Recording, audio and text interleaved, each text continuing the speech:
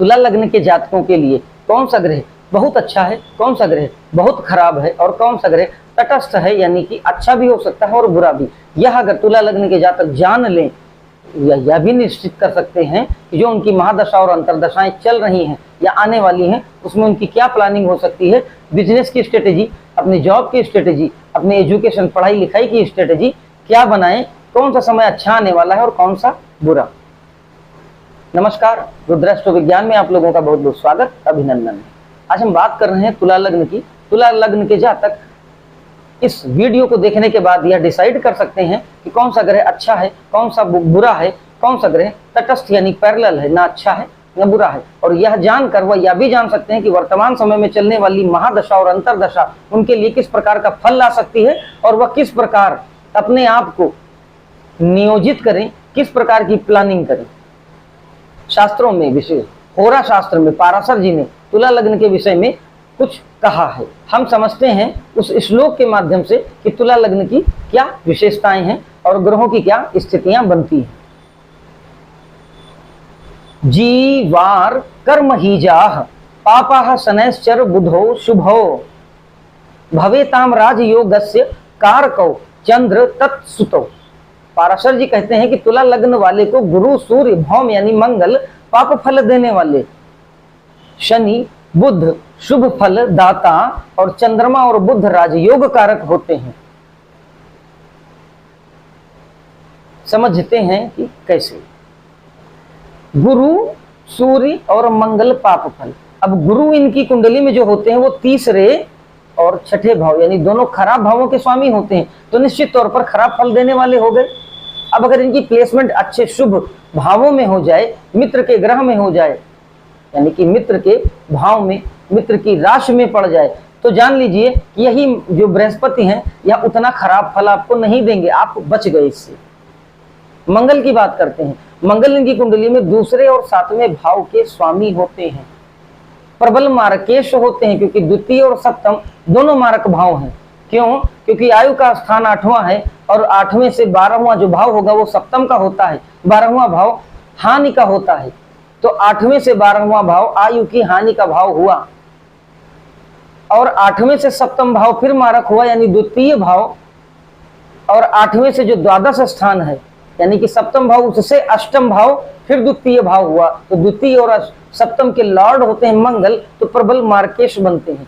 Placement भी अगर खराब है तो इनकी महादशा अंतरदशा में बहुत संभल कर चलना चाहिए। महामृत्युंजय के जाप आपको इसमें लाभ दिला सकते हैं। मंगल ग्रह के बीज मंत्र का जाप, हनुमान जी की आराधना विशेष लाभकारी होती है, जरूर करें अगर इस प्रकार की कोई महादशा चल रही है और मंगल की प्लेसमेंट भी कुंडली में खराब है। आगे बात करते हैं। कुजो निहंति जीवाद्याः परे मारक लक्षणाः निहंतारः फलान एवं काव्यो नतु तुला भवः। कहते हैं भौम मार्केश होता है, जो भी बात हुई, गुरु आदि अन्य ग्रह जो मार्केश के लक्षण हैं वे अनिष्ट कारक और शुक्र संफल दाता हैं, ऐसा तुला लग्न का फल है। वही बात अगले श्लोक में कही जा रही है कि गुरु जो हैं उनके अंदर भी चूंकि दो खराब भावों का आधिपत्य है, तो यह अगर मार्केश मंगल से किसी प्रकार का कोई तालमेल बिठाते हैं तो यह उसके फल को बल देने वाले होंगे। तो अगर गुरु की भी स्थिति खराब है यानी प्लेसमेंट गड़बड़ है या शत्रु राशिस्थ हैं, तो गुरु भी खराब और पाप फल देने वाले हो जाएंगे। जो कि मार्केश मंगल के साथ में अगर कहीं कोई युति कर रहे हैं या कोई दृष्टि संबंध बना रहे हैं तो वह दशा और महादशा विशेष अनष्टकारी हो जाएगी। इस अवधि में इन सब बातों का विशेष ध्यान रखें तुला लग्न वाली। जाप बहुत लाभकारी होता है। वैदिक शास्त्र में भी बहुत से ऐसी विधियां हैं, बहुत से ऐसे जप तप हैं जिनमें अनिष्ट ग्रहों की जो दशाएं हैं वह शांति देती हैं, लाभ देती हैं, पीड़ा नहीं देती। इस बात का तुला लग्न वाले विशेष ध्यान रखें। अब बताते हैं कि चंद्रमा और बुध राजयोग कारक है। कैसे? चंद्रमा होते हैं दशमेश यानी दशम भाव यानी केंद्र भाव के स्वामी, और बुध जो होते हैं वो 12वें और 9वें भाव के स्वामी।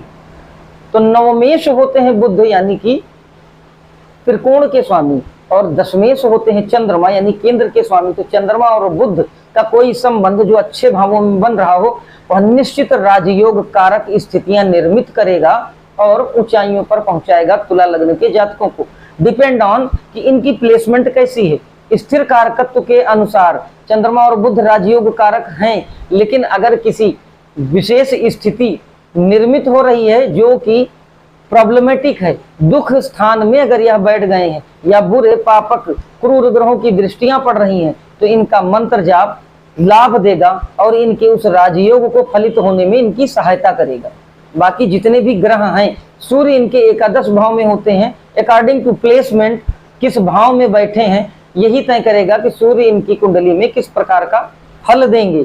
शनि जो है वह केंद्र और त्रिकोण यानी कि चतुर्थेश और पंचमेश होते हैं, प्रबल राजयोग कारक होते हैं। शनि की प्लेसमेंट भी अगर अच्छी हो तो शनि अकेले राजयोग देने वाले हैं इनकी कुंडली में। शनि अगर कोई प्रॉब्लमेटिक कंडीशन में है इनकी कुंडली में, तो उनके बीज मंत्र का जाप इनको सरलता से, आसानी से, कम समय में राजयोग वाली स्थितियों को निर्मित कर सकता है।